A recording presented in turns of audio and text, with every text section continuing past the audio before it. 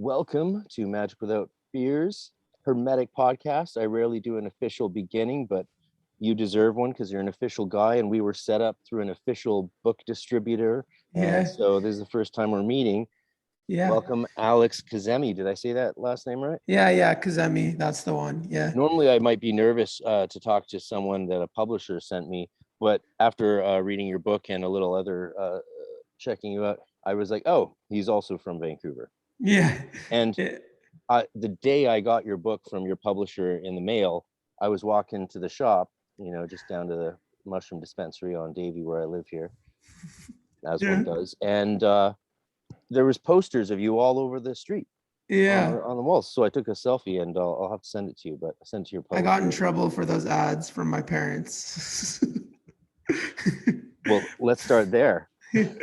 Yeah, that's pretty funny. Tell us about the ads. A lot of listeners here have books and products out there, and so tell us about this. Well, I think it was sort of like an unconventional imagery that you're not really supposed to see in a art in a book ad. It kind of looks more like a Fiona Apple music video screenshot. So I kind of wanted to just do something a little jarring and intense. And I think the whole idea of being like a simulacra and in the media today is like everything is so hyper intense and performative. So it's sort of like a sarcastic node to it, that like how everyone portrays themselves on the internet and stuff. Yeah, I noticed you mentioned the simulation in your book. I like that you had a little chapter on the simulation and the matrix and stuff. That wasn't so much an idea when I was like learning magic in the early 90s and coming out of my background, which is in transcendental meditation in a Maharishi family. I believe we have a friend named Anne in common. You might have also met I go to the TM Center. Wow. Have you met Chelsea? I think I met Chelsea when I met Bob Roth at the event. I'm pretty sure. I think she was there. So that's like my family and stuff. Oh, cool. So I started doing that in '88 when I was 7. Well, that's about the starting age, and you get the whole initiation with the incense and guru. Are we not supposed to talk about it? Yeah. Oh, are we not? No, you can leave it in. But yeah, no, of course, I loved it. I loved the initiation. I do TM twice a day. Very religious about it. Have had really hundreds of day streaks. I wish I could be like David Lynch and say that I haven't missed a day, but I do my best to be as disciplined as possible. But how have your experiences with TM been? I think growing up in the community, it was different from me. And so I abandoned it when I was around 11, 12. Though, that collides with family stuff. There was a divorce. Both my parents sort of stopped. And then there was, trauma with a new stepmom. And that was hell on earth. And I needed to distance myself from everything that was these violent people. And that's when I got into druidry and eventually Hermeticism and ceremonial magic. So were you on news groups and like Usenet and like bullet board systems and stuff? Yeah, well, it was mostly email lists in like 95, 96, when I had my first Pentium computer. Those are the old days, bulletin boards and things. But I was lucky. I found a temple in Vancouver at 15, right? So I got to join a Golden Dawn temple and have 7 wonderful years of experience there with well-trained adepts. It was founded by Nineveh Shadrach, the famous. So at 15, you knew the secrets of magic. You knew to not lust after results, and you knew all the hermetic. See, like you had the head start. Oh, it's crazy. Yeah, no, I got extremely well trained, but I'd already burned through all the books at Banyan by 15, pretty much, like most of the ones that I was interested in, and it didn't seem cohesive and coherent. So the formal training was I bit the bullet because I knew that it was hit or miss with groups. I'd already experienced, Amorc, the Rosicrucian Amorc group, and Maharishi's TM and stuff, and I'd really seen how the groups of humans in any capacity can go wildly wrong. Did you practice Kabbalah when you were younger? I started so I had some lessons from a Hasidic rabbi when I lived in Vienna for an exchange student program when I was 16. And that was very cool because I had some preliminaries in Hermetic Kabbalah and Golden Dawn Kabbalah. but then I got the Hasidic perspective. He sort of shifted my slant early on, which is why I didn't go deep into the sort of New Age Kabbalah, Madonna stuff and the Hermetic stuff even. Like I definitely love and understand and use Hermetic stuff for a lot of my working, but that made me very sensitive to how different Hebrew Kabbalah was. And then I started reading like Warren Kenton, Zev Ben Shimon Halevi, who was the spiritual director for Sinead O'Connor when she was having her breakdown, in fact. Oh, okay. Wow. And he's an excellent Kabbalistic writer who's from the Jewish perspective, but with a modern sensibility. And there's a lot of other great, Jewish. So like, were you familiar with like Donald Michael Tyson and like, terms like Zim Zoom and stuff like that when you were a teenager? Yes. Wow. That's so crazy. Yeah. So what would your 20s be like if you already had such a multi-perceptive idea of life, like in your teens? I think I'm meant to be interviewing you, bro, but if you want, like my 20s were running a Golden Dawn temple by night and doing my Master's of Divinity at Vancouver School of Theology at UBC by day and training in the Anglican Church for the priesthood. And then I went off to do my PhD at Exeter's Center, but never finished it due to joining a Celtic band and having crazy experiences similar to yours. I got to like open for the Mothers of Invention in Alberta in 2008. And so some other, I got to spend some time smoking weed. Trad Kroger, and he showed me his penis. Like that's weird shit like that. I'm curious about one of your stories because you sort of somehow navigated the LA world, it seems. I was, of course, a lot of my initiations were in LA. So from 16 on, I went from 16, from like 96, 2003, I went to LA probably 40 times, half of which driving Hollywood, down Babylon. There. Yeah, because that's where one of the temples was, and it's an interesting place. But what was that like going from Vancouver to LA? Is that what you did to navigate and explore the art world and the art scene? It was interesting. Like it was correlated when I started to do magic. I started hanging out at the Chateau Marmont a lot, and like was really into the energies around LA and kind of realize it is some type of portal. There's some weird energy out there. The Helmo? Yeah, it is definitely a really weird place. And I think correlated to my magic, I constantly was always sent there, but I can't say I've ever had anything but a surreal experience when I go to LA. So I've been able to navigate it. I think I had more difficulties navigating the politics, the ego, and the Machiavellianism around Hollywood and the gatekeepers and things like that. That was more of my psychological trials. How did I lit a candle for you, a beeswax candle, which is traditional because you have a whole chapter on aesthetics and magic, which I also thought was fun, and used candle magic to get is it a TikTok movie? Oh yeah, it was a Snapchat movie. Marilyn Manson. Snapchat movie. Snapchat movie. Yeah. With Marilyn Manson. Sorry, everyone. This was before he was canceled. Who, Marilyn Manson? Yeah. Oh, we don't care about canceling on this podcast. Are you kidding me? No, I know, but like he was like a very bad sexual predator person recently. Marilyn Manson? Oh yeah, you don't know about this? I'm joking. Marilyn Manson? Oh yeah. No, it is obvious. I get it. It's obvious. Yeah. Have you ever heard his music? Yeah. Like, no, of course. I don't mean that entirely, but yeah, And his chart is pretty crazy too. He has Mars in Scorpio. He's Capricorn, Leo moon. He's pretty much exactly his chart. So what was the attraction to celebrities? Because you seem to have a pretty strong awareness of that they're not all saints or angels, like you just called Manson a well-known sexual predator or something like that. So you're aware of this, but you still went and interacted with these people and I think it was more so like the illusion, the allure, being in Malhut, being in the density of this reality, being brainwashed by MTV as a child. I kind of believed that they were like these entities, these larger than life. I mean, in the West, we have a lot of solipsism, right? And we don't really have a connection to spirituality or archangels and things like that. So what we end up doing is we substitute our worship for like simulacras of like pop stars and celebrities and people like that. And especially when you're a teenager, which is like, you know, kind of this book kind of follows my adolescence. Like, I think it was just like a natural idea. And I also think it was like driven by a lot of like approval, a need for approval, a need to prove myself. I thought, okay, if I'm going to accomplish myself in the world, I have to be associated with all these people because they're accomplished. And it was like a kind of thing like that like I was trying to like earn my self-worth through external means. And then, but also it ended up being not backfiring, but it ended up being a part of my magical path. And realizing that magic is not about just getting things or receiving things. It's very, very deep and complex.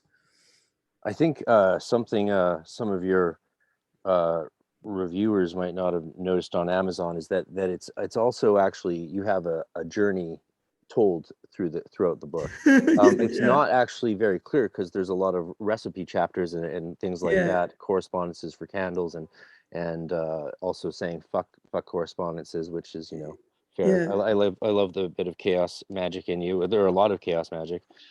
Splendid demonstration of mixing new thought and chaos magic and some other older cunning man tricks and practices.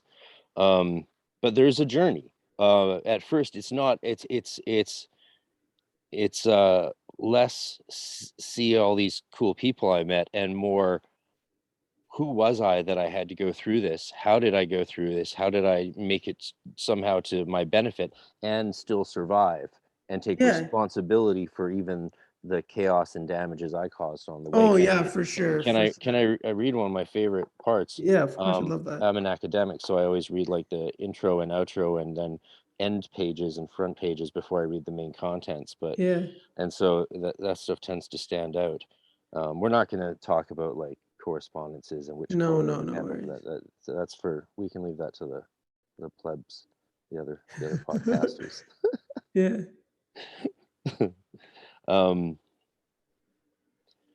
During the conception of this book, I realized that the trials of the last few years have brought me to some dangerous places while carrying around a lot of misplaced love.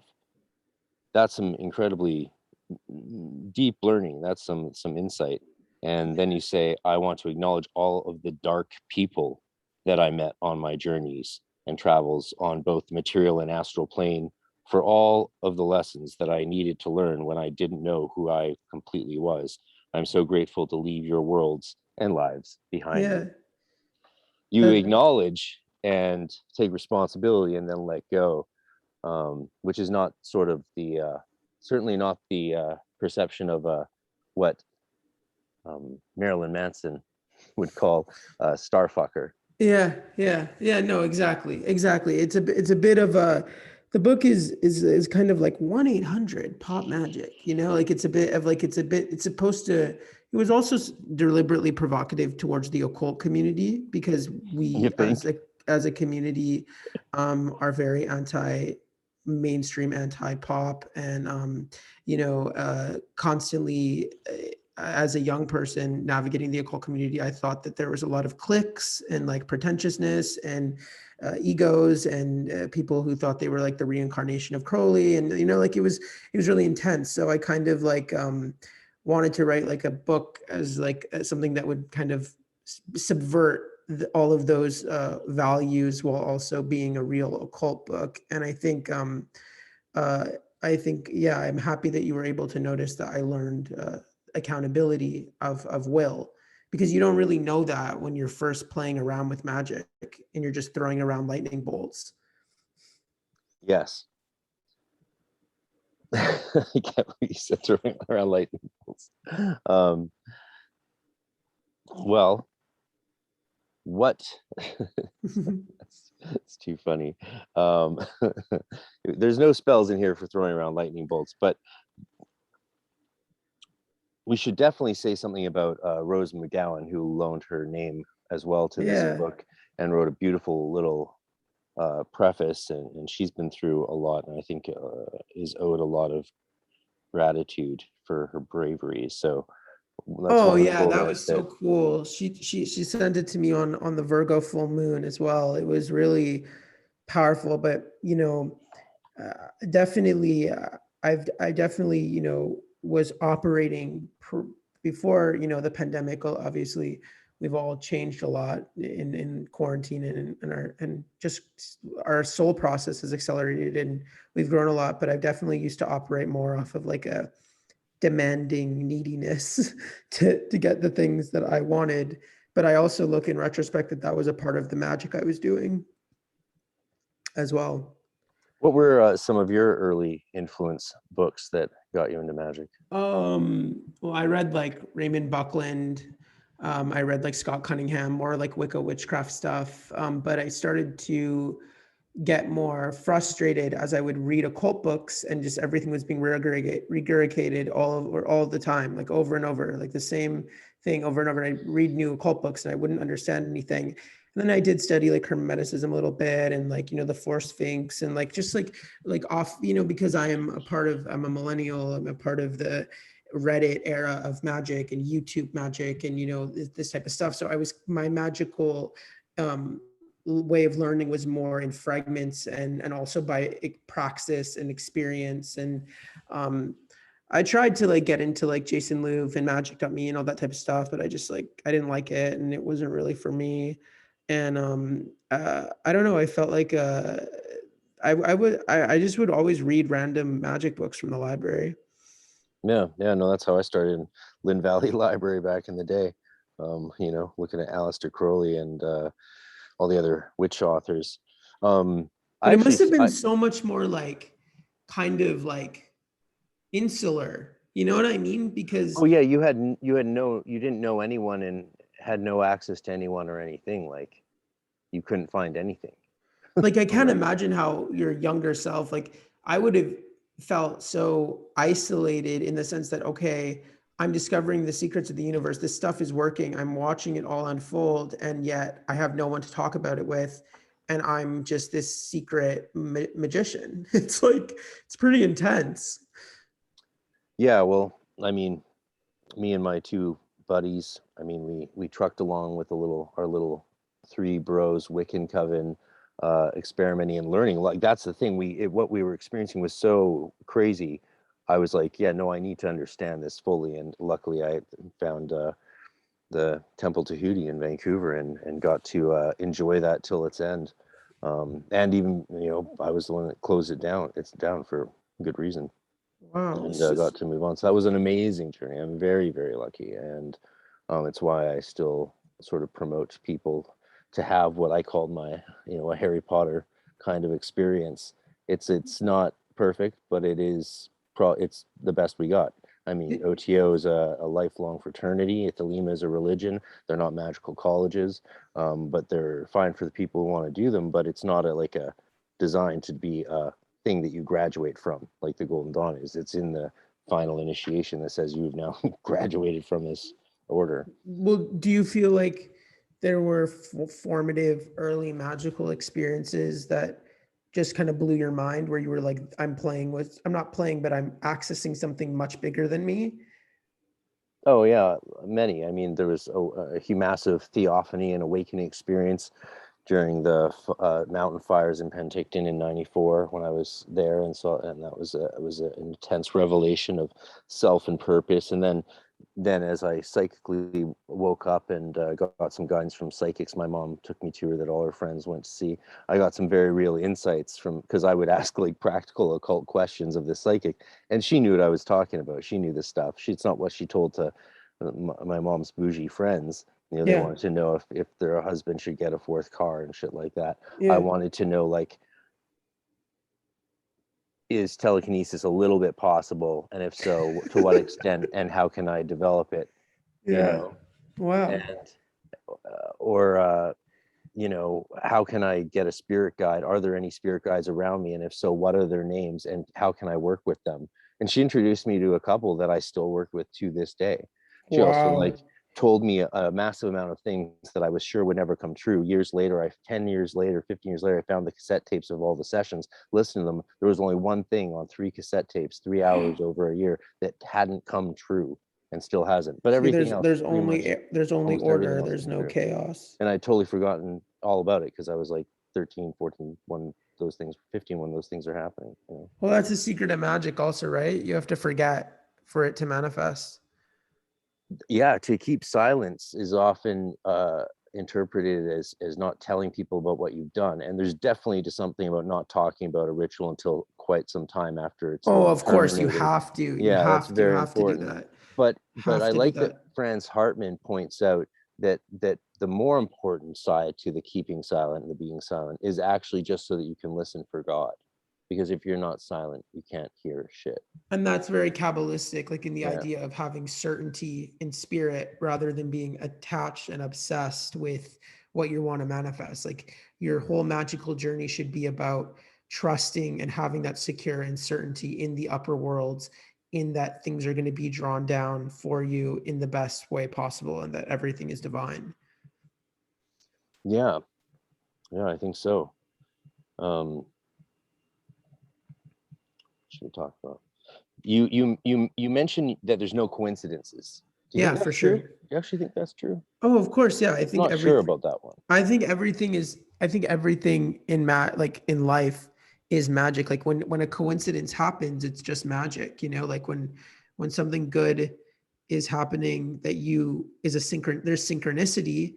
And I think synchronicities are the byproduct of the perceptiveness that we created through our ritual or through our magic as we hyper focus on something to come into fruition. So like you might do a ritual to meet someone and then coincidentally you meet the person that you visualize at the coffee shop like 2 days later. I don't think that's a coincidence. I think that's magic working and results. Yeah. It's certainly the case. I love that you said magic is not an act of the supernatural.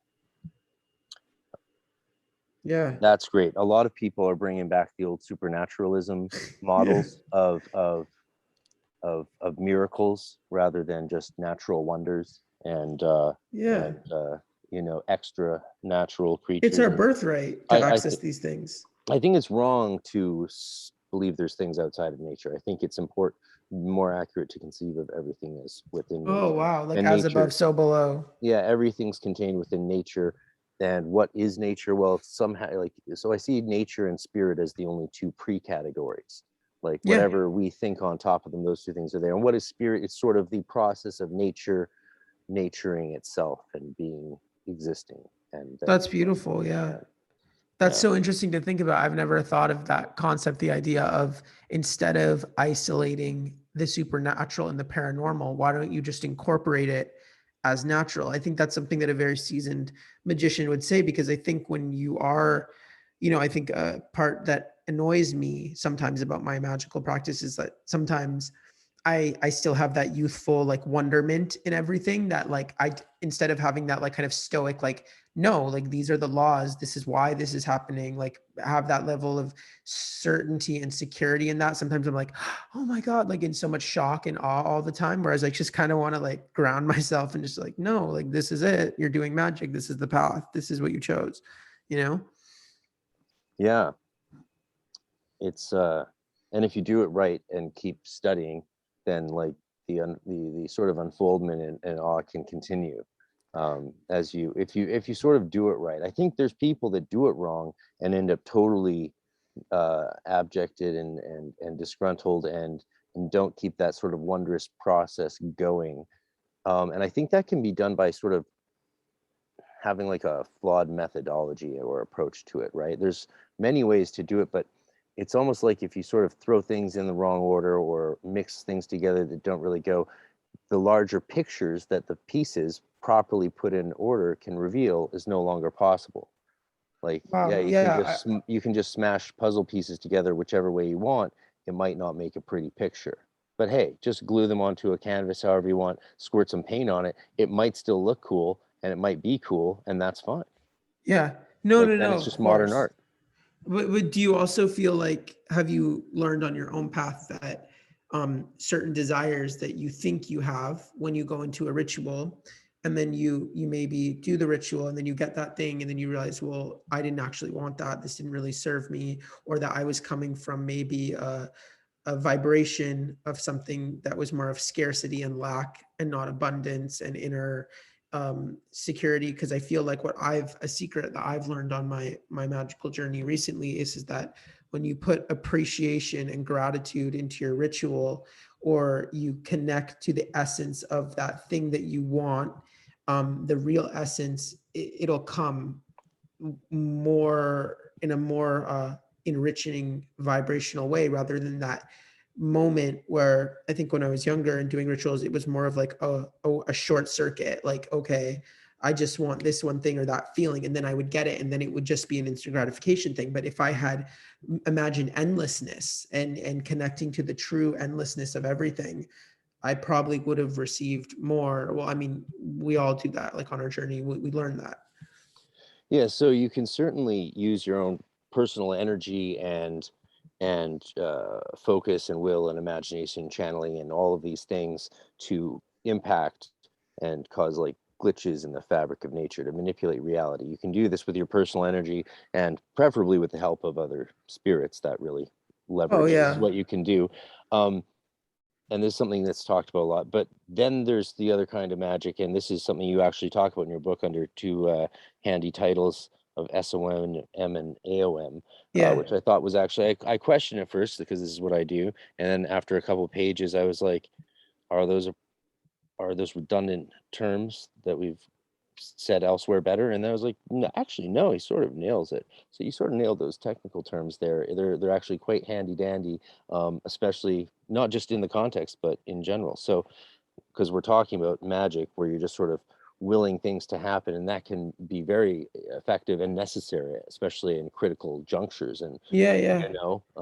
when you're in real life situations. But then there's what you call abstract outcome magic, is the intention to materialize an abstract outcome in the material world. That's a bit more general than what we're talking about specifically here, but it's the same sort of idea, like having an altar to Jupiter and praying to it 3 times a day to bring Yeah. abundance into your life is probably a healthier thing to do than trying to like glitch a lottery Well, or but see, and that's something that you would probably learn as a more seasoned magician, because when I guess now that you reading that back to me, I've just realized that what I was kind of trying to say is that when you don't use your own will to block what the universe wants to bring you, because your specific outcome might be less than what a general outcome could bring if you're just asking for abundance or money or love or anything like that. It's almost like the why let our own small will and our small desire block out what can enter our soul's vessel through an abstract outcome that we don't know about. absolutely. When you said well, I love that you're like once you started doing it every day and like magic in general, I couldn't stop once I realized that the more I practiced specific outcome magic, just doing things for what you wanted, rituals, the more the things I wanted actually happened. And there's the rub, right? No people are constantly going to be asking why we do this and all that nonsense. And the fact is, or why, if we think it's really real, yeah, people will keep doing it because it It does work. works. And you say a lot of times like we have no idea how it works. I think we do have some pretty good ideas how it works, Yeah. especially as we've now clarified, scholars have clarified the commonalities and sort of features of the grimoire traditions and the magical I would love to uh, read that stuff. Yeah. so, well, I it's haven't read spread that. across all of the works of doctors like Peterson, not Joseph Peterson, not Jordan Peterson, um, and Skinner, and many other fabulous I scholars think I who are read a book who are about this grimoires. year, Real Magic by Dean Radin. I think I haven't read his book. He's definitely that seems like a very pop book, but I know some people that like it and some people that hate it. But I think Yeah. he definitely references a lot of the scholarship. There's Yeah, this yeah. other I think it PhD definitely who's tries to show totally. that what you're trying to say, your thesis. Yeah. Yeah. So as we learn more about the consistent technology, Dr. Skinner's point is, if magic didn't have fixed techniques and technologies that clearly work and must be replicated to work, then in every generation of new magicians, we would have a completely new system of magic because whatever you can imagine works. But the reason there's a tradition of do this, do this, do this, do this, that's constant and consistent across time, we're like, okay, we might take these things for granted, but these are the primary techniques. These are the universal laws. These are laws now. You could call it that. Yeah. Or yeah, I think the technologies, techniques is accurate, very accurate. I love what you said when you said so you kept doing it because it worked, but you also then go on to be very honest and be like, I have hurt myself a lot doing specific outcome magic. Yeah. I had fallen far past being seduced by the illusion of the material world. I'm not reducing specific outcome magic to selfish or narcissistic behaviors, but I will say it's easy to become greedy.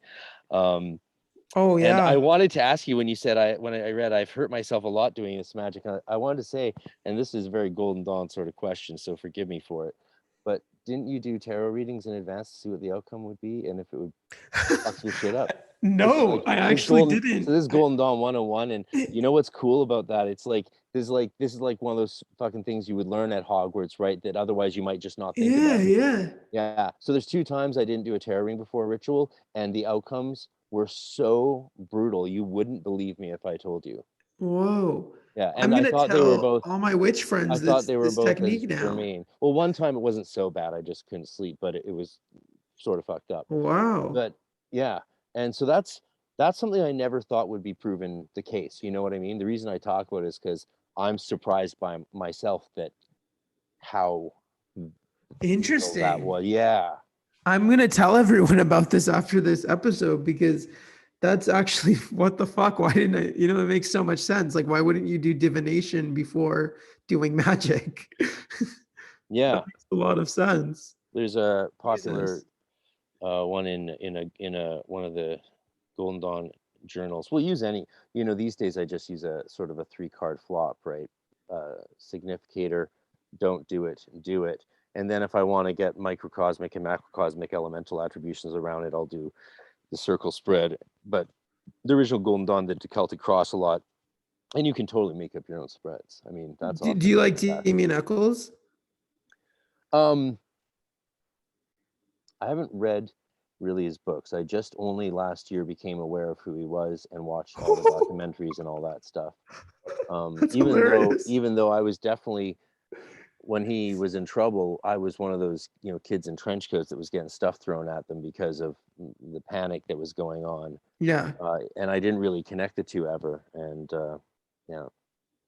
No, yeah, it's kind of hilarious now in retrospect that the kids today fetishize the era of goth fashion and they're so obsessed with the aesthetics of the late 90s, and they don't understand the actual violent retributions that was given for self-expression in that time. Yeah, it could get rough, I guess. You were goths were not popular or mainstream at all. I dyed my hair black and started wearing vampire things, I think in 93. Oh, whoa. Yeah, so that was you were about early. That life. Oh yeah. Up until I joined the Golden Dawn and just got to see how normal serious occultists were, and I was like, oh, this is much more much easier. This is much better. I can just not worry about all the pretenses of how I appear or present myself, or what my thing is, what my my school clique and all that shit is just gone. All we're all anyone there cares about is studying grimoires and doing ritual work. Yeah, studying the occult. Yeah, that's all they're interested in, sharing their experiences and comparing and contrasting ritual work by people who are all doing it hours and hours every day. Oh, and that's the thing, and people don't understand this about the occult is that it used to be looked at as a huge privilege to be able to study the occult, and it was gate kept for aristocratic societies and rich people and stuff. Back in the day. I mean, it certainly cost a lot of money to be in the original Golden Dawn, and John Dee traded a manuscript he had, just some manuscript, to a guy for a carriage and 2 horses. Yeah. Can you imagine? I'm like, hey, I just wrote a book. You want to trade me for a copy? It's like, sure. What do you want? I'll take your car. Yeah. Like that was how it was to get something, a manuscript just as valuable as this one.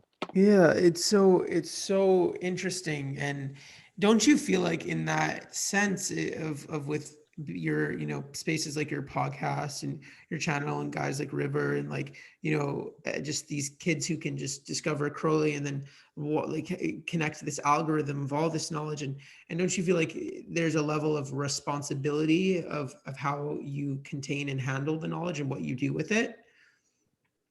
Yeah. Well, I deal with that all the time. Like I teach a weekly class online through my Hermetic Mystery School, and have people I work with even on a frequent basis, and that's beginners and adepts, and you always want to be take some sort of responsibility, I guess, for your part of the tradition. I love the great Pat Zaleski's frequent rejoinder that he's just another brick in the wall, and I think that is the facts of the matter. We're all just bricks in this fabulous occult wall, Yeah. or of a culture, but we get to decide what that brick is made of, how it looks, and where it's placed. So Were there any, because you've had more history, and well, I mean, obviously, like, in the city and stuff, like, were there any really cool occult stores that are now gone? here, yeah, Yeah. we still have Abraham's, which is, it is what it is. He's a character, right? And that used Yeah, to be he's a further down. character. Yeah, that used to be further down a Commercial Drive, and now it's further up Commercial Drive. It was just off Commercial Drive. There was so the way I found out about the Golden Dawn Temple was by a bookstore on Robson Street, right off Granville, called Golden Dawn Books. And I went in, and there was a Whoa. big hand-drawn image of a Golden Dawn poster Holy by a fuck. member of Temple Tahuti, who later became my mentor and hierophant and friend, on the wall. And the owner, a guy named Hilton, had no connection with the Golden Dawn. He just called his bookstore that because he liked the name and obviously knew a lot about the Golden Dawn, but he did his own thing. Yeah.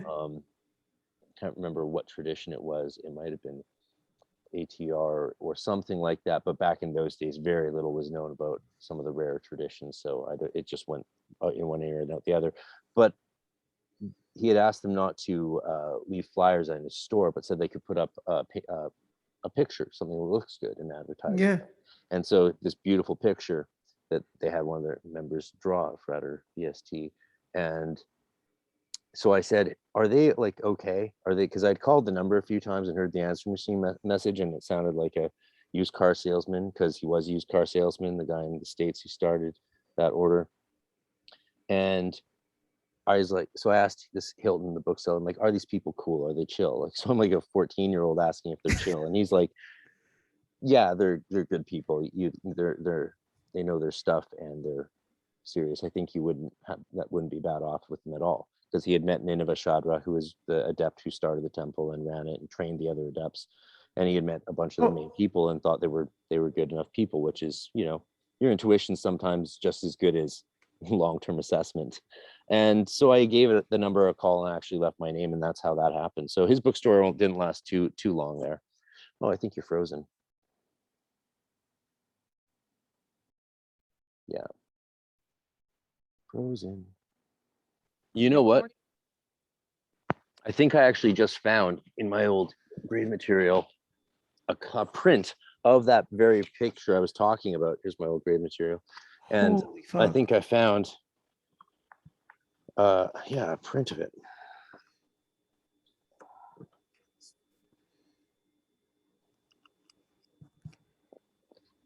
So other than that, there wasn't really any old occult bookstores that I can really think of. There, a few popped up here and there, but they were usually very, very short-lived, unfortunately. So that's a shame.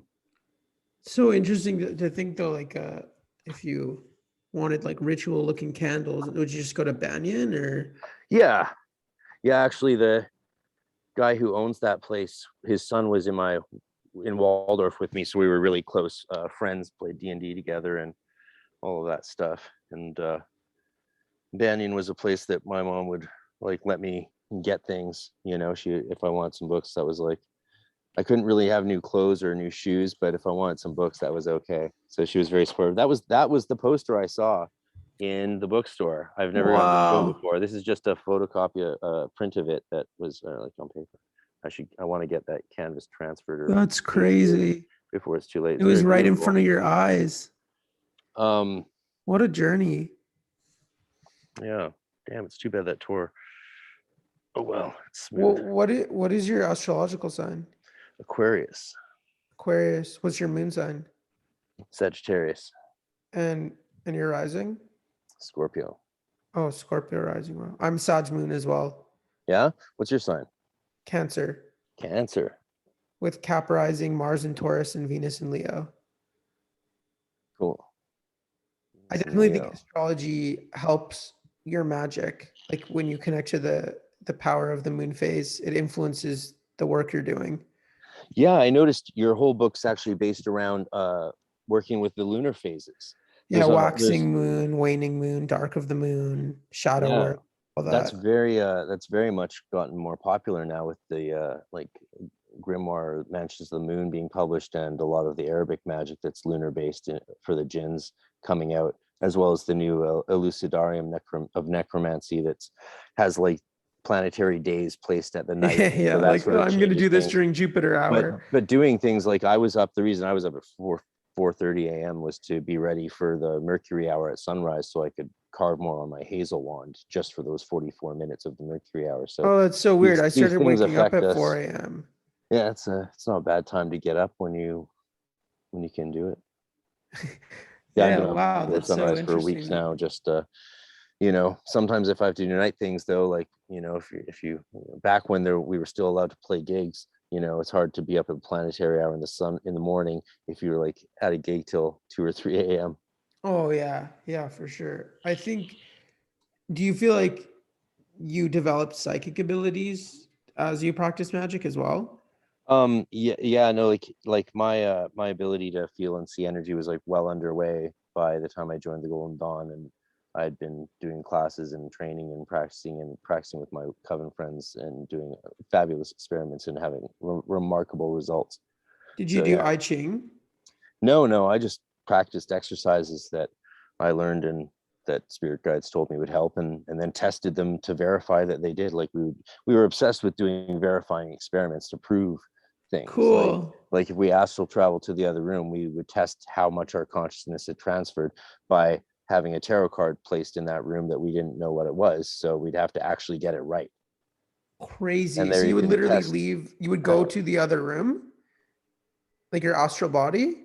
Yeah, because especially with like mental projection, you're seeing, it can feel like you're there, but you're not, your perceptions won't be accurate because you're sort of actually projecting them.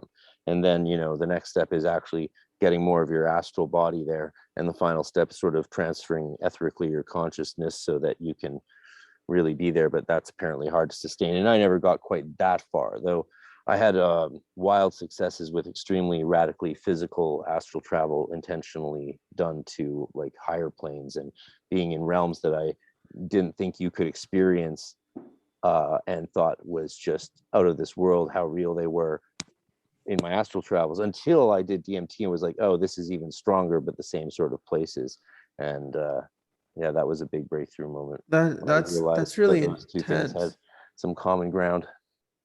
Yeah, no, for sure. And like the idea of, it seems like you have a lot of inner, I mean, I don't know if you always felt that way, but it seems like you have a lot of inner security and no need for external validation of your magical practice or what you've experienced. It's like you have an inner sense of knowing.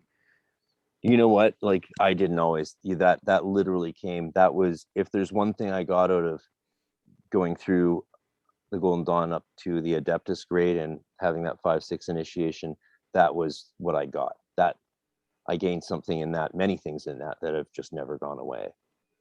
And it's as close as I think is possible in my philosophy to an ontological change, because I'm not a big fan of the idea of ontological changes. I think sort of, a human soul's a human soul, a human life's a human life. One can't be altered to be better or different than another in any substantial way, in substantia, right, is what I'm saying. These are technical terms in this sense. But there are a lot of things that damn well feel like it. Do you feel like, do you believe in like the Kabbalistic belief that like all of the events of our lives are already written and we're just fulfilling them and moving forward in our own path? That I think would be a more modern sort of fringe Kabbalistic belief. That's not part of like the older Jewish Kabbalah, because there's problems with that kind of determinism. I don't think it really holds up. But so no, I don't believe that our lives are already written and determined in any way, really. Interesting. I think we might have experienced them already, but that's a different thing, and open and asks a whole other question that we just can't answer. Yeah. No, that's definitely very interesting and very cool. I definitely think the Sephirah and the Tree of Life is definitely a map to the soul, and I do believe in like modern Kabbalistic techniques, like terms like tikkun and our soul correction and rectification and things like that. And like, yeah, I like tikkun. Tikkun olam is a more I like it. I think it's more interesting, but also got more truthiness than reincarnation, and that I sort of the idea that you're born into a caste and that's your lot in life, and if you behave, you'll maybe get a better lot next time, and if you misbehave, you won't. But the idea of tikkun, which is the idea that we're fixing ourselves constantly, and this is parallel very much to the idea Christian use of sin, in that we're just all sinners. Like, you can't escape sin. You can have momentary experiences of grace through forgiveness, confession, Eucharist, and other practices. Yes, but you're always going back into sin. absolutely. The solve must coagula. Yeah. Like alchemy. Otherwise, the Ouroboros can't swallow its tail and repeat. Yeah, no, all of over course. again. And I think you're exactly right in the sense that from that Kabbalistic point of view is that, like, real spiritual work is about going within, cleaning things out, and the more you change yourself, the more the world around you will change.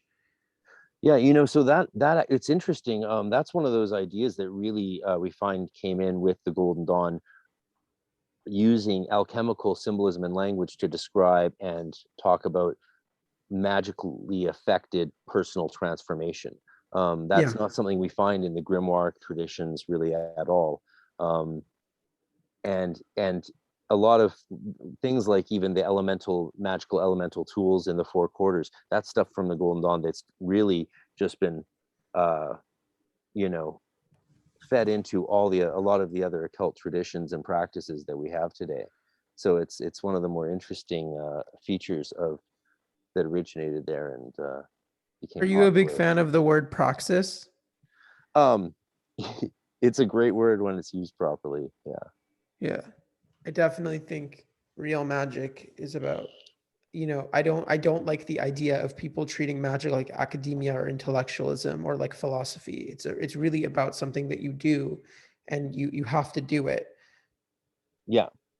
And some things do change, pardon me, based on experience, and that is crucial in even the grimoire tradition, where you might start following everything to the letter, but if the angels that you're working with eventually, like Adley, who I was just talking with on the podcast, the last episode, he was 6 years, I think, deep into really mastering Enochian magic as much as sort of you can, like really getting into it, doing everything sort of right. And the angels eventually told him that if he wanted to keep doing this sort of conjuration and working with them, he needed to stop doing Enochian magic and do this other thing. So he gave away his table and his tools and everything, and poured himself into a whole new system, which takes years to get into a grimoire. And he was working with all the Enochian angels, and Enochian magic is very powerful and real and amazing. I think what's nice about building a relationship to the upper worlds and the spirit world is that they're a secure attachment. You know, a lot of the attachment that we have in our material world can be disorganized or chaotic or anxious or come from trauma and all that type of stuff. But, you know, it's kind of like in recovery, why do addicts like get better when they start to have a spiritual relationship with the upper world, or they substitute addiction with spirituality? It's because of that secure attachment with the idea of something that is always there and they can connect to, that is beyond the self. Yeah, no, absolutely. The idea of the higher self, the true self, the holy guardian angel. You use true will in your book, which of course is sort of the thelemic take on the GD Yeah, HGA. higher genius. Really, the HGA is also sort of a thelemic focus. It's not Yeah. talked about in the GD so much, if at all. Actually, our focus is more higher genius and that sort of thing. The neshama. Yeah, neshama. Yeah. Do you feel that, like, you know, with your teachings and everything, and do you feel like you're in alignment with your path, and like, do you feel like everything that you're doing with your podcast and everything is a part of where you are, like that is your soul's purpose? Yes. Yeah. I very much in many ways feel like I'm just doing what I'm told, which is sort of that I feel spiritual the freedom same that people way. talk about. I feel the Um, same and way. it is a beautiful freedom, but you're still at the wheel, you know?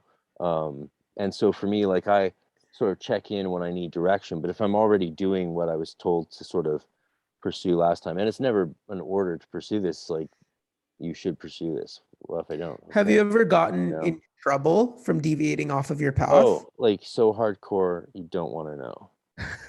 Yeah.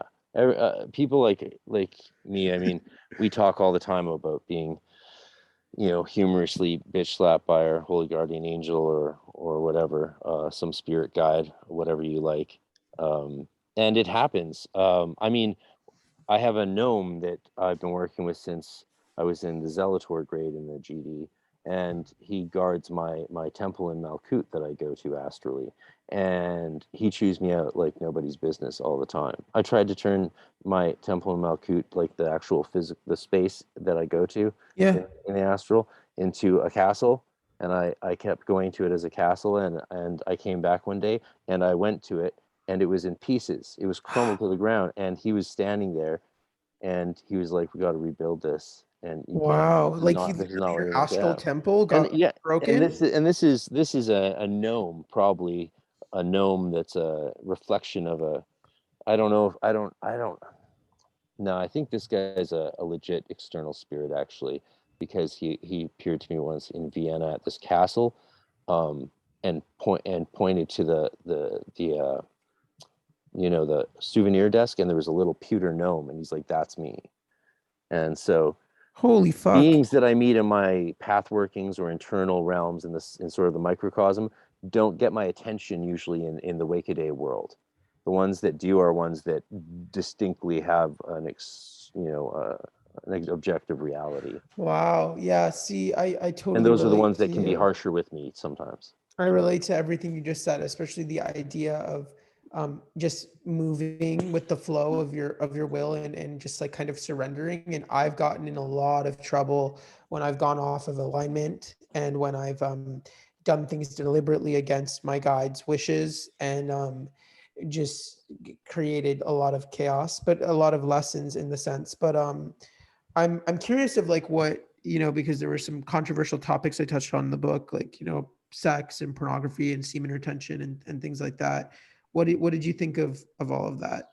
You know, very familiar stuff to me.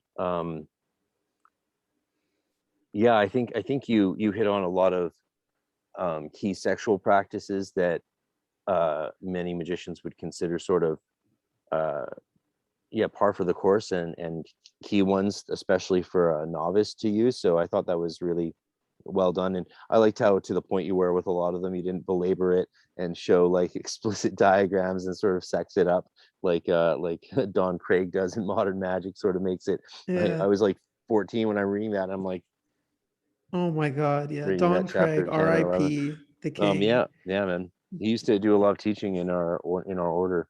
In Vancouver? No, I went in the LA temple. Oh wow. He was, oh, wow. He's amazing.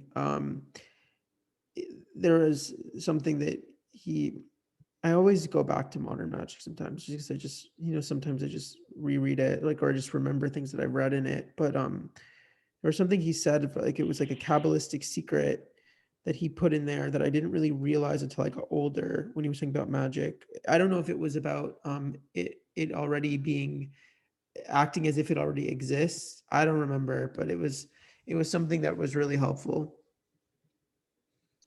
Yeah. He's great. That's the idea,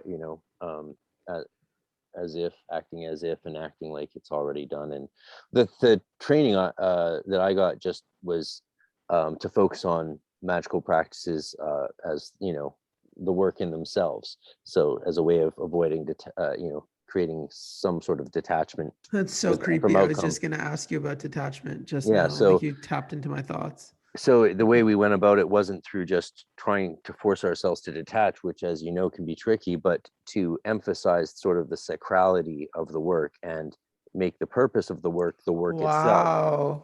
And when you do that, it becomes a holy act, and anything else is a bonus, because the whole thing is holy, holy, holy. Oh wow! So like overriding what your ritual and what you did by just making your commitment to your spiritual work.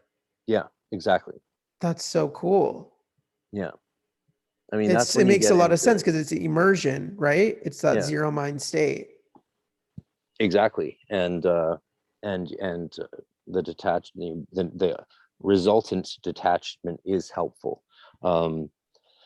It also creates a healthy dynamic between you and the spirits, right? Where even though you may sometimes have to deal quite strongly with them, or even threateningly, or even threaten, or even hurt, rarely, and I've never had to do it because if you follow the rules, things tend to go pretty smoothly. If you cut a bunch of like prayers for protection to Jesus out, and then things go badly, it's like, well, did you substitute those prayers with something equivalent? And you probably came from a lot of fear too. And do you, this is kind of a controversial question, but do you believe that, as you've gotten older and as people get older, as they practice, like, do you think it's like a skill, like you get better at magic as you keep practicing?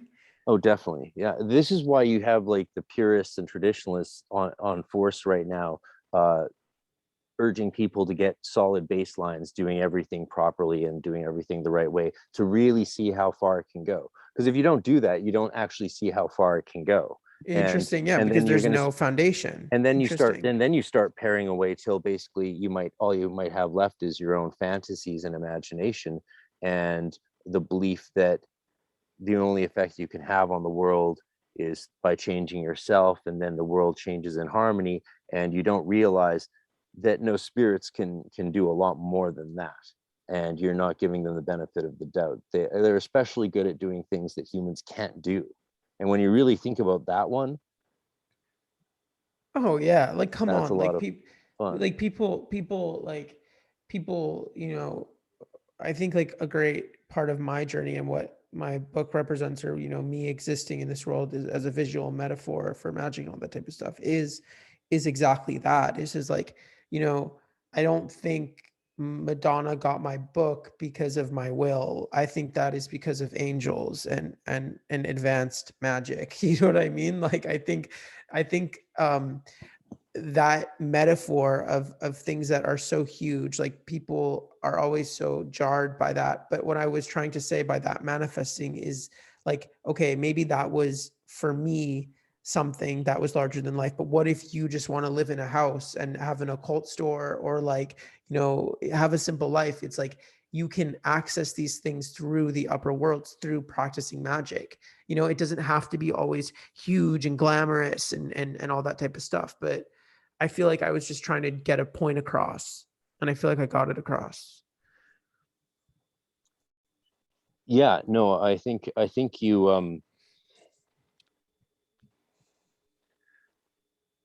I was so not knowing what to expect when your publisher proposed this whole little Yeah, it's shindig of very ours and traumatic. everything, and then it was a long time before it came out, and I was like, I didn't know what to expect, and I'm very, very, very glad that this all happened, brother, because not only is it like Vancouver represent, like fuck yeah, we're like BC rep. we're not even Canadians anymore, because if they can't get supplies to us, then we're basically our own country. So anyone else, countries who wants to join the new Oh, Republic, everyone hates the Canada right Republic of now. BC. Everyone hates Canada right now. We're fucking hated. It's so funny. But yeah, no, for sure. Yeah, we're definitely peace. I'm Pacific Northwest occult bro till I die. Yeah, battle axe warriors. Edge of Circle in Seattle for sure. Yeah, we need a really kick-ass occult bookstore here. Well, I mean, Banyan's just not. We need a good magic store is what we need, because Do you Banyan's think it not a should be on magic store. Davy? Could Davy? Well, that's where. No, I think it would need to be on like commercial, probably. Or like Mount Pleasant? Maybe. Like where all the Emily Carr kids go? No. It's hard. It's hard to say. It's very hard to say. Oh no. With how popular it is today, it might actually survive on the main street of Robson, just from all the tourist people buying like bullshit pop, not Yeah. bullshit pop magic, but bullshit like pop Wicca. I meant Of course. like candles and sex charms and stuff like that. They might keep it alive so that the serious occultists can have well, like it is lectures in the annoying. Like back I and get stuff it. Like like that. it is very annoying. I get how, like, I understand the elicited response because I kind of programmed it into people because of the book. And like, I'm really happy that I said this is the age of pop magic, because what I was trying to say by that is like this reductionistic kind of like, you get a fucking meme of like at Jupiter hour, wish for this, things like this, like these really complex things that you used to like train for and like work with focus and concentration and like were really like secret and aristocratic are now like on your Instagram feed, and it's like, I'm trying to say that, okay, well, we're in the TikTok era of magic. Well, what are we going to do with it? See, that's what I like about this. So someone needs to speak to these fucking morons on TikTok. Gen Z. Hot take.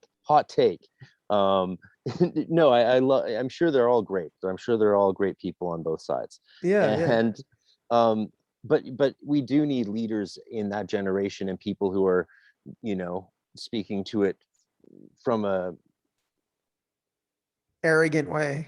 no, well, what you show in this book is how you really show like a lot of the things you did and the ways you moved around, like navigated celebrities and celebrity culture, because that is a thing, right? Like when I was doing music, one of the only reasons a lot of professionals would play with me is because how they saw I was able to navigate those environments.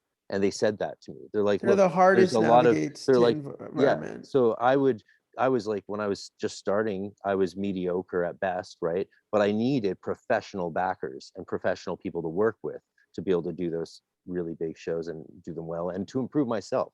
You never want to be the best guy in the room at anything, really. Maybe have just your special thing, but like they said, like there's a lot of people, there's a lot of musicians out there, but not all of them are aware of how to sort of navigate the scene and the business and have that kind of sense.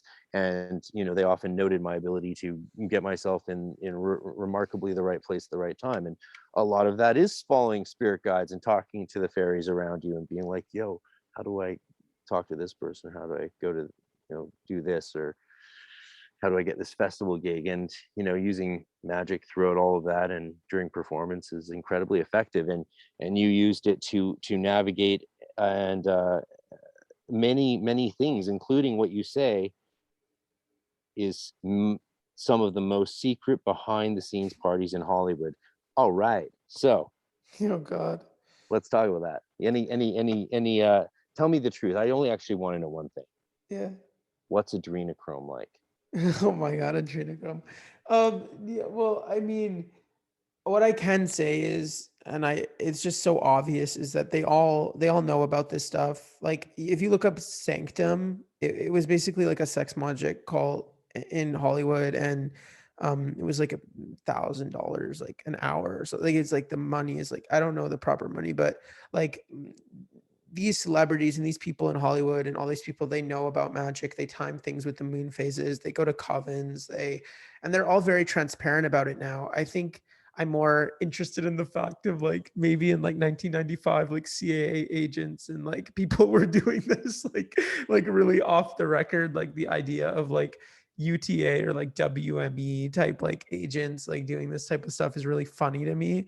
Like the real like immense Greece, like the power behind the throne people like doing the occult work. But it's very transparent. Like all the celebrities are very honest about it now. Like they talk about it like There's a in their long lineage and tradition of this. I mean, did you even, when James the First, I think it was out of the country, out of England for a while, his guy who was in charge while he was away was the main sort of heir practicing John Dee's and Angel and Nokian magic. Like he was sort of the main practitioner, I believe, in England at the time, and he was running England for a while.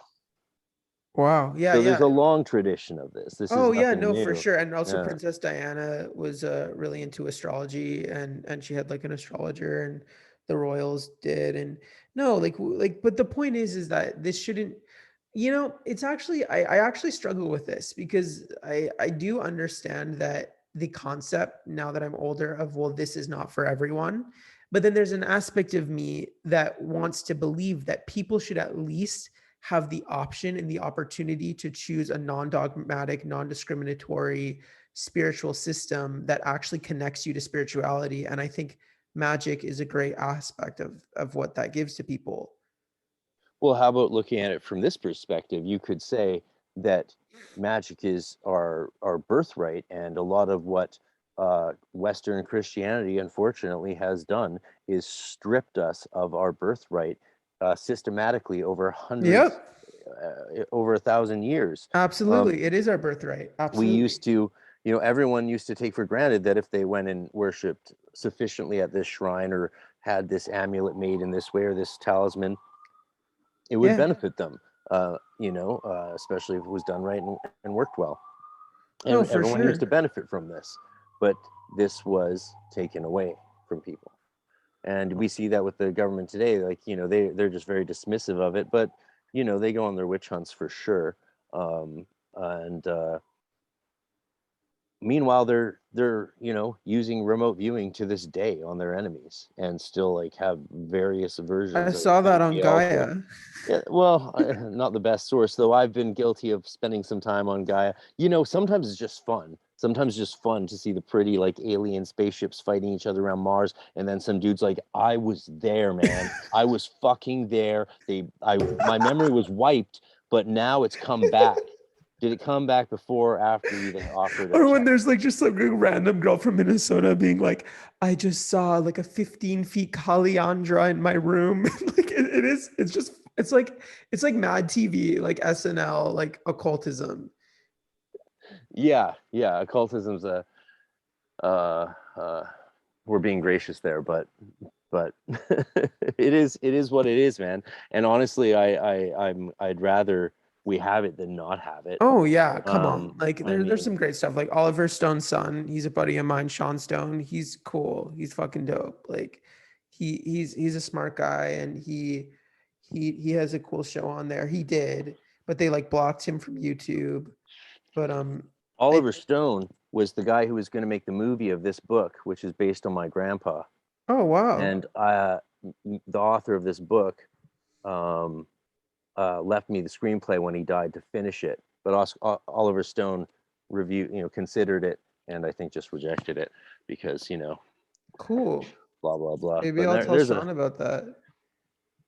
I'll give you a copy when you come to our next Nokian conjuration with me and some OTO and Oh my Golden god. Dawn friends. What is it also like a secret address too? No, Oh no. That's it's like meetup.com vibe. Whereabouts are you in these days? You weren't in Abbotsford, I take it, otherwise you'd be underwater. No. I'm out here, but I do live in Vancouver. Like I have a place in Vancouver, yeah. You're around. All right. I am Undisclosed around. location. Disclose location. Undisclosed. Yeah. I Well, don't want anyone to come kill me. I don't want Luca Magnotta to come kill me or something. who's that? He was like that crazy Canadian killer person. Oh, well, we have our share of those.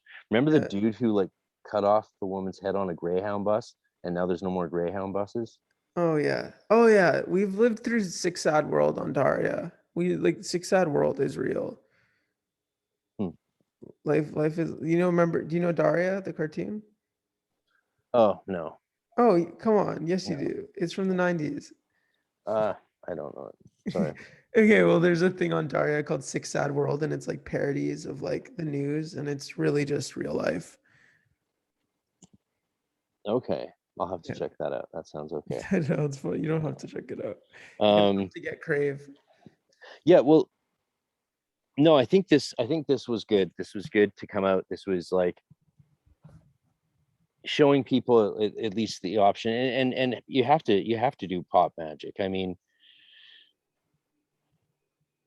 it's like it's all gonna happen, right? So Yeah. someone's got to do it all, and you've told a fabulous story here that could be read in different ways. Can I show you what I mean? Yeah. This will be fun. It's gonna be because with a title like pop magic, the only real question is do you give it a chance, or do you just prejudge it? And obviously, Prejudge the it. harder thing to do is well, you might, fucking millennials, but For sure. you could read it like, magic has taken me, a dude from the suburbs of Vancouver, Canada, everywhere from hanging out with the man who taught Oprah meditation to Marilyn Manson tweeting about my art to some of the most secret behind the scenes parties in Hollywood. But the most important thing I've received is the VIP pass to the angelic space within that I needed to reach the divine will and the power to transform from an automatic traumatized outsider addict boy into a connected, recovered young man.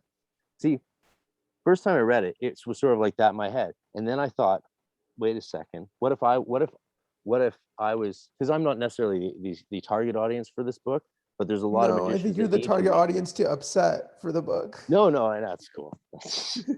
Well, if so, then fucking A, like upsetting people, I'm down with that. But check this out. What? Magic has taken me, a dude from the suburbs of Vancouver, Canada, everywhere from hanging out with the man who taught Oprah meditation to Marilyn Manson tweeting about my art to some of the most secret behind the scenes parties in Hollywood. But the most important thing I've received is the VIP pass to the angelic space within that I needed to reach the divine will and power to transform from an automatic traumatized outsider addict boy into a connected, recovered young man. Yeah, I get it. It can be it's definitely a polarizing thing that can create a lot of different reactions into people and have people interpret it into a certain way. I think it's very validating and honorable that you, as someone who really studies this stuff and understands the occult and magic and all this stuff, gave it a chance and read it, and Dude, it's great. really crazy. It's great. I totally recommend it. Yeah. I definitely, I think, you know what I think it's good for? I think it's good for the first level of magic. Like, okay, get some stuff and then realize that it's not the whole shebang, and then hopefully discover Kabbalah, start getting into the advanced stuff, like maybe it's to get the fire of the loins, it's supposed to get the fires brewing. Oh yeah, and I think it's very well done for showing people sort of the avenues that you can take. Like a lot of the people that would enjoy this book would be lost if you had like a chunk in it comparing modern magic modalities with grimoire manuscript traditions. Yeah, no. Or if You I like can't do through that. like, But what you can do is get people excited to give this stuff a try and show them also the real world applications for navigating some of the toughest social scenes you'll ever try yeah. to get into if you're in certain industries. Oh my God, so You tight, know, tight knit. which is a nightmare. I mean, you know the Hunter S. Thompson quote about the music business? What is it? The music business is a shallow money trench, a long plastic hallway where pimps and thieves roam free and good men die by the dozens. It also has a negative side. Wow. Well, there you go. And I think it also is, especially when you're on a spiritual path, I can see how delving into that industry in the material world in such a way where you're constantly surrounded by illusions and allure and ego and all this type of stuff, how fucking soul sucking it can be for a person, and how people could just tap out and say, fuck this, I'm like moving to an island somewhere. Well, especially like I still can't imagine what it must be like for your generation, um, to try and like I don't know how I would have navigated having the video games and the internet growing up. Like I don't know if I'd be anywhere similar to the person I am, and I think it's remarkably difficult and remarkably important for your generation and all these witch talkers. God love them. You guys are the best. I watch you all the time.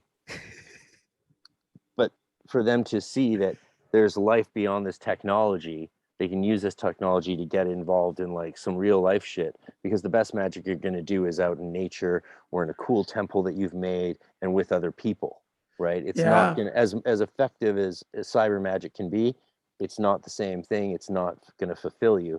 And this is the kind of book that's going to get people excited to like try some shit out with their friends, like Scott Cunningham did for us, Yeah, you exactly. know? Yeah, no, of So course. I think like, and I also think that a big aspect of what you just said is that like also we're a part of a generation where the role of certain archetypes of people are now so cluttered. You know what I mean? Like it used to be, if you're a writer, an editor, a photographer, an author, that thing, like you used to be able to own it as your identity, and that you had a value that was a skill and could be used. But now there's a million different versions and variations of you on the internet.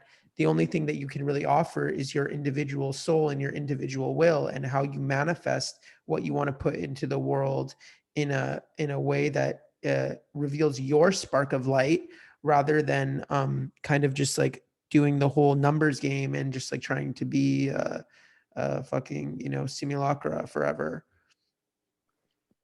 simulacra. So what do you see as you've really put your foot into the occult world in a very real way with this thing, and with the life that you led that brought you to it. And I wanted to sort of how you see yourself in the occult world, but I realized maybe before asking you that it's maybe important to fill in one piece of the sort of puzzle that the book touches on so powerfully and very frequently without mincing words. I really think you should be credited for a lot of the courage that you show in this book, and Thank you. revealing honestly things about yourself. It's something I certainly haven't done in any of my writing that's public, that's out there yet. Some stuff you write and you're like, that's great, but I don't want people to read it. you Oh know yeah, like the vulnerable aspects of myself. this Yeah. might not be good for my career, but it's excellent writing and true. But sometimes the piece is this, it seems that this process and your experiences led you through addiction and into a state of Yeah. sort of mastery over that, which is something I've always been very vocal about, is the importance of sort of uh, self-mastery is the way to, and a magical approach through the things that can cause us to have these vices. I don't like the idea that we're born this way. I don't think that's true. No, no. um, Yeah. and even though there's programs out there designed to help people who are basically for better or worse, or for stuck in that position and there's not much, Yeah. they're not likely to get out of it. But I think there's a lot of people that could use more direct spiritual paths through that Oh, stuff. for sure. I think my number one relationship with addiction is that it felt like I really learned through excess that pleasure does not work, and it does not fix what is happening internally. And that when I started to study the Zohar for like hours a day, or scan, or scan the Tetragrammaton, and like do more Kabbalistic things and more advanced forms of magic, and like really indulge in understanding that there's an experience for my soul that is beyond what I can get in the material world, addiction started to become less and less appealing. And my healing process came from my relationship with spirit and with magic. And sobriety is all about, to me, being straight edge. I don't want to alter anything, because I find that my altered state of consciousness, it can just come from magic, from just like dancing, heavily on a full moon, or changing my states through essential oils, like things like that. Like I recognized that I wanted an altered state of consciousness, but it needed to be in alignment with my path as well. Yeah, no, that's excellent.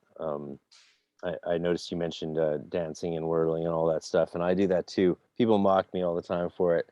I'm like, what, motherfucker? What's your problem? If there's a broom, I'll dance with the broom. I think that's a great way to raise energy. It's not what I do, for Solomonic magic or grimoire work, but for like when I do fairy magic, I do a lot of fairy sort of magic. Do you have a lot of fluorite Celtic stone? stuff. Oh man, I don't mess around with stones. Yeah, of course I have stones, but no, I do a lot of like sigil work for fairies, or for Enochian. Like here's one of the Enochian beings we've been working a lot with. It's Oh, that's so cool. Yeah, I did a patriarchal weird fairy sigil. ritual when I was a teenager, and I left out like hot milk, or like I just something so stupid. And like there was a symbol like drawn like on the pavement the next day, and I'm like, what the fuck? Like, and I was like, I didn't even think what I was doing was real, but it was just one of those like stupid young magic experiences that it was just insane. So when did you, was there a moment where you're practicing magic but still indulging in excess like culture and all of that stuff? What Yeah. what, what was the moment where you realized, was there a turning point? I Oh haven't read yeah, there literally was a every turning word of point. this. That's why I wrote Pop Magic. Yeah, I think it was I think from, people would love to hear that. yeah, I think that like rock bottom, like turning point was probably like when I had kind of woken up one day, and I had that kind of moment that like the kind of like person with like anorexia does when they like see their body and they're like, oh my God, I'm that thin. I had started to connect that though I was getting to my will, it was through a lot of chaos and blindness of ego, and kind of being stuck inside this magical version of myself where I thought, oh, I'm becoming huger, I'm becoming more powerful. And I was like, no, no, no, no, I can't do this.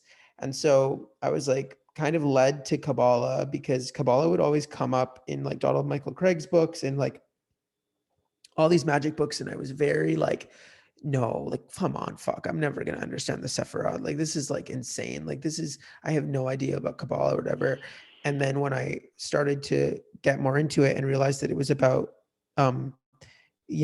basically ego death, and not, and the opposite of the kind of magic that I was doing. And this idea of like service and sharing and all this type of stuff that I just never really considered because I was so involved in my self-will. I was really, very resistant. I'll be honest about it. I was very resistant about the idea of not coming from a place of ego and losing my ego, because I was so attached to that way of being in the world with magic. And I went through that whole process, and then I started to write this book, and I kind of wanted to like just like shut away that time in my life, and tell this story. And that's why it ends in the way that it does, like making it about how magic saved my life, because this thing that essentially I thought was just me having a genie in a bottle ended up being really about inner work, inner soul transformation. And now as I'm getting older, I'm less about magic to get things, more about magic to advance my relationship with magic, if that makes sense. The last line of your book I love. I hope I can make at least one person in this world feel less alone. That'll be my greatest life accomplishment. I felt that way. I really did. You know, I was like a pretty depressed, suicidal kid when I was 12, 13, you know, the divorce and the stepmom that was abusive. And if it wasn't for a spiritual awakening and finding magic, I have no idea what would have become me, but it really did feel like a transformation. And I changed so rapidly. My life, I made change like over the next few years. It was unrecognizable. At my 10-year high school reunion, which we had 16 years after high school, because, you know, Waldorf math, everyone in the class commented that everyone was exactly the same. Then someone was like, but not RC. Well, they didn't call me Fred RC, but, you know, but not RC. And everyone turned and was like, oh yeah, dude, you're a totally different person and way better. And I was stunned because it was real magic. I was stunned. Like, why, you know, they seem different to me, but apparently not different to the proportion that I seem different to them. No. And, you know, I finished the Golden Dawn the same year I graduated high school, and 18 months later got into the Inner Order and really started to change during that whole post-high school period. Also, I was a young guy growing up, so that went part and parcel and really meshed well with the alchemical transformations going on within me, and that I was intentionally causing. Yeah, no, you got really fairies and angels. You got the VIP treatment from like the universe. Like, you were all set up for your path. Like, it was all in front of you. But I had to create it. I actually had to create it. I had to create it through magic and force of will and an inability to allow myself to fail at achieving those goals and any of those goals. Absolutely. And like so my weird celebrity story is, I was at a Tea Party concert and I was watching the singer, you know, Jeff Martin, and his aura was so layered and clear. I was like, almost like he was doing ritual magic. I was like, that looks like what mine and other initiates' auras look like after doing LBRPs and middle pillars and invocation. I'm like, it's so defined and so clear. I wonder if he's doing this stuff. And I was like, then I had a premonition that like, that his soul was like speaking to me, and it was so weird. And I was like, well, I'm just going to keep becoming the best you know, initiate and magician that I can, and if I become good enough, he'll probably just hear about me and call me up one day at home. And that's what he did. Wow. Yeah. Oh, and we so cool. Became acquainted ever after. And but that's so cool. I've got a whole book coming out on the Tea Party song lyrics and meaning and the magic within them. And the band members signed the first draft because they were very stoked to see that I was. Are you self-publishing it? No, this one I've been. Things are, the reason it's still not out is because of holdups and debates amongst that. Because Jeff's writing the foreword, and we've got proposals out to some other super famous people, because he learned the middle pillar and the banishing ritual while he was on tour with Jimmy Page and Led Zeppelin. That's what he told me. So when he called me and asked me to be my student, he said, I started doing the middle pillar, he said, backstage with Jimmy Page before shows when I was opening for them in '94 during the Unleaded tour. And I was like, holy fuck. But then I actually went and had to Google Jimmy Page because I didn't know who he was. And I was still in seminary at the time, man. I didn't know who Zeppelin was. I was a Tea Party fan. He was my Zeppelin. And then, screen showed Jimmy Page and Zeppelin. It's so strange to not know who Led Zeppelin is, though. It was 2005, and I sort of listened to I was more. Were you listening to like the Hives? No, I was listening to Queen, baby. I was a Queen and the Beatles person. That's so funny. That sort of stuff. Yeah, I know. I didn't get into Zeppelin. I trekked out to Zeppelin after that. I'm like, oh, I get it. They're the best band that's ever lived. Now I'm in. Yeah, I didn't really realize that before then. just by sheer chance, you know. So weird for me to Yeah. think that like So there's my one little celebrity story. kids today, like who are like 10 years younger than me, are like what was it like when Fall Out Boy came out and stuff like that? And I'm like, I can't do this. So I was like, this is too fucking weird. Like they like look at like emo and scene like MySpace culture as like what I saw grunge as. Yes. Yes. Oh, whoa, weird. But I really wish you a lot of blessings with that book. I'm sure it's going to be fine. Yeah, I'm literally, I'm so busy translating Hebrew, an untranslated Hebrew book from on the Kabbalah that I don't have time to worry about it. I'm doing Oh, that as well are as you putting out a book about Kabbalah? I'm translating an untranslated Kabbalah book that's never been translated before. Cool. And also doing a German translation of an untranslated German Rosicrucian manuscript that's never Are been you fully getting translated assisted before. by angels for that? Yes, I don't actually speak any Hebrew or German. I'm just channeling it all. Are you So it joking? might not line up with the text very clearly. Like Are you the joking? Or are you serious? I'm fucking with you, man. Yeah, Okay, no, okay. no. Oh my God. That is um, crazy. yeah. With the Hebrew one, the text is so large. Where there's a couple of us going to be working on it, and it might take a while, but yeah, it's That- fun. So I'm not, you know, that other thing, the other projects, and I've got a book on Enochian coming out as well. Not on Enochian, but sort of Golden Dawn. Have you tried contacting inner traditions? I had early on bad experiences with publishers and then I sort of sat back for a while. Then like doing it yourself just became so easy, and I really like that, you know, 75% commission, bro. Yeah. No, Like yeah. like You I get mean, your not bag. no, we don't have to talk shop, but I mean, you get like a buck or two for this, probably. Yeah. Yeah, Yeah. which is fine because you get crazy publicity and all that stuff, and it's I mean, shit, you didn't have to set this up at all. You just like rolled out of bed and turned on the screen, and here I was. Yeah, Whereas yeah, I've been no. going back and forth with your people, and so that's awesome. It's cool to have that experience, especially for I think your first book and all that stuff. But Yeah. I have friends who work at Random House, and they've just been like, dude, for niche stuff like you're doing, like keep it on yourself, because I'm only looking at a niche market. But for stuff that could be more mainstream, it would make sense to go with a mainstream publisher. Yeah, no, and I get how you feel though. Like I get how Like you I don't want to let, I'm never going to let someone else pick a title for me, not a Yeah. million years. Yeah. I'm just not that kind of person. No, no, no, of course. Yeah, and you And as you, long as you you're, you know, honestly, it's not like people who are buying your book are like, oh, he's self-published. It's like people fuck with that more anyways, you know? Oh, I always knew that once that option came along. I had a really strong premonition when I was writing a lot, starting like age 12, and I had a really strong premonition from this angel I was working with that said, just write what you want to write everything in your heart, and by the time you're ready, it said all you will have to do is like push a button, because I was writing at like a 486 computer.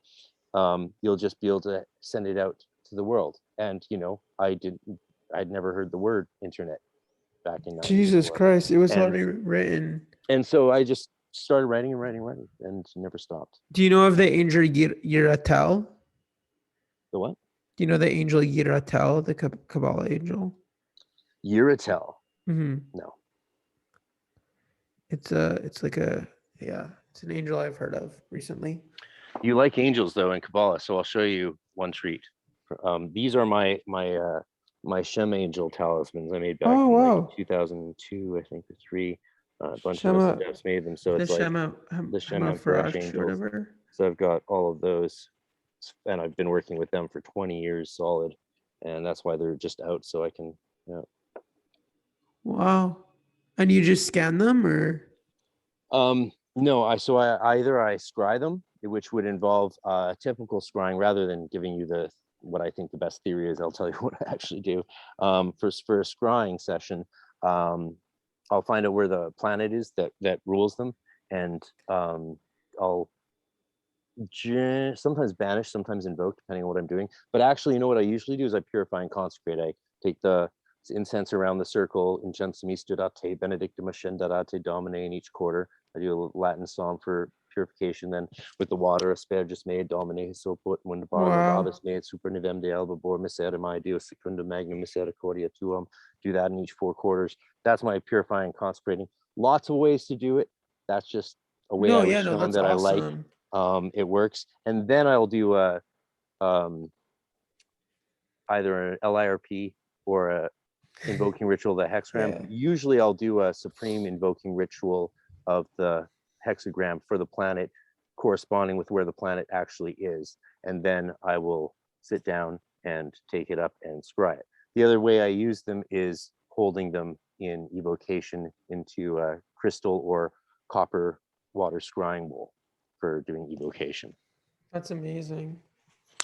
Oh man, that's Magic's so fun, dope. man. Like we're never going to get bored. No, there's always going to be something new to learn. Yeah, it's awesome. And I have no interest in going off the path. I only have interest in learning more things and becoming more advanced at it. Well, that actually takes me to that sort of question. I want to sort of, do you have a sort of a seeing the witch talk culture and all the occult revolution? And I'm not opposed to it. I know we've joked around a bit here, but I really am not opposed to any of, like, I made a joke at the conference PantheaCon when I was lecturing there the other year, and I said, man, there's a lot of sort of people here just for the bits and bobs, and who aren't serious about it. And a woman turned around, and senior sort of witch or something like that, I don't know, she's like, hey, don't knock it, it pays for all of this stuff. And there's like an 8,000 person conference, I was lecturing to hundreds of people in a hall, so I was like, oh yeah, what the fuck am I saying? Yeah. Like, you go girl, like fucking Sabrina, Yeah. Supernatural, whatever, or whatever shows they want to do that totally don't make good use of the Golden Dawn history, which is a tragedy, but still like throw occultism in the popular culture space. That's fine. Like no one's worried about, none of us I think are worried about pop culture people like ransacking occultism and degrading what it is. No, because it actually takes a lot of serious discipline and focus and time and things that are not there. It takes a certain soul to do this work and to do it seriously. So who cares if it's out there? It's about who's willing to commit and go the long haul. Amen. Yeah, it regulates itself. I mean, a lot of people just aren't going to do what's necessary to get the most out of it and the most crazy results of it, and that's fine. Like there's like we're talking, it's our birthright. Magic's our birthright. Definitely we need to reclaim it. We need to reclaim that. We need to reclaim the psychedelic and entheogen traditions. We need to reclaim our entire spiritual nature, because that is the only actual salve or balm that is going to heal like this sort of depraved Malhut. What do you even call this? Well, Malkut really is the ideal kingdom. It really is almost a layer above the physical world, and like we're like our own fucking projections within Malkut, or on a slightly below it in like the Thaumiel Klipot of two contending forces just barely below Malkut, but sort of coterminous with it. It almost feels like that, right? Because like we just like are constantly dealing with two opposing forces, and the lesson is there must be one, which is always us, our to unite will. them. Yeah, We must our unite influence. the two opposing forces. Yeah. And that's what creates the triangle, which is the symbol of harmony and our and choice light. And like our opportunity to be able to do zoom, to restrict, to delay pleasure, to do all that stuff is the gift of Malhut. That's interesting that you reference Simsum in that capacity, because I've liked using Simsum to explain a lot of magical theories and qualities, and I think that's not actually a bad way to describe it, more or less, or one way to use it, because that kind of contraction of that Saturnine contraction of the self, pulling back oneself from oneself, creates an aporia, space for more light to come in. Right, and we get the Rosicrucian saying that quaquam vacuum, there's nowhere a void. So if you create space, light's what will fill it, as long as of course. Yeah, like when we crush the klipa, more light we give space for light to come in. Toda. I Yeah. love that. That's Yeah, me awesome. too, man. Huh. Yeah, I think we got a good. This was not what I expected, and I'm delighted. I was very excited to talk to you after reading the book. I really was. So Yeah, it was nice talking to you. It's really cool that you're in Van and stuff, and hopefully our paths cross soon. are you actually on Instagram? No, I have nothing. Oh, so I messaged someone else who's pretending to be you. Oh, what, really? What's their account? Is it I don't know. Underscore Alex Kazemi or something? It's on. What is it? It is. Oh, maybe I failed to post it. No, it's right there. A Kazemi underscore. Let's look it up. A Kazemi underscore. Let me check.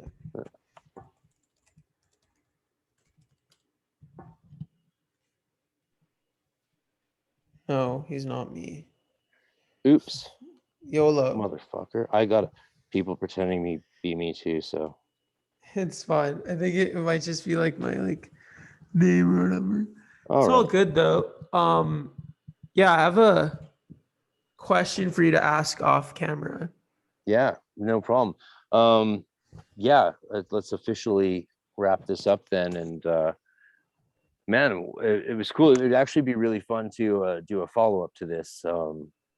Yeah, Yeah. that would be really, really fun because you seem to be like you've not only been through a lot,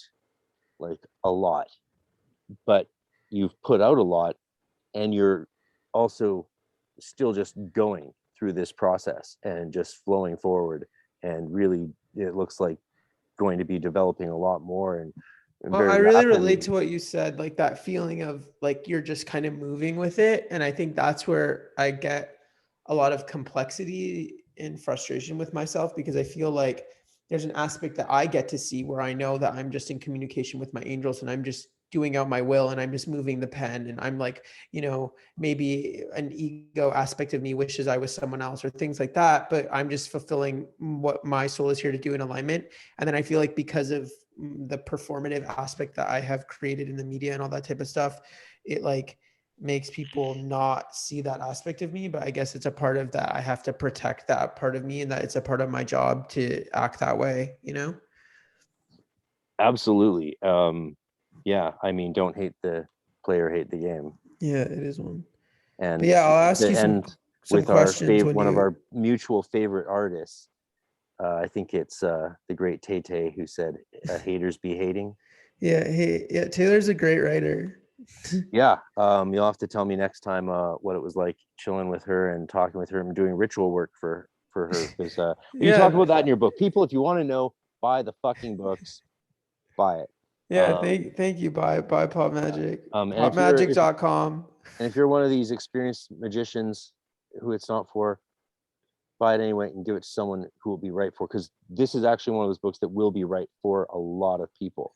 It's not going to teach you grimoire magic, but it's going to get you excited enough to try things out so that you actually realize that it's worth it's going to arouse you to buy grimoires and learn Latin and Hebrew. Like it's gonna get the batteries working. Yeah, I didn't learn Hebrew and Aramaic because I love the Torah and the Hebrew Bible so much. I learned it because I love the Zohar. Fuck yeah, I love the Zohar. I love the Zohar. That's the real reason. So the Zohar has all the secrets. So shout out to our girl Tay. Much love and peace, everybody. This is Frater and Alex Kazemi signing off. Thanks for go get your copy of Pop Magick and leave a nice review. Ciao.